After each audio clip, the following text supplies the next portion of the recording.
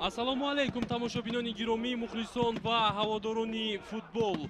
Ҳамаи шуморо даъват мекунем ба тамошои бозии даври сеюми мусобиқоти Лигаи олии мамлакат ки дар варзишгоҳи марказии шаҳри Ҳисор баргузор гашта истодааст.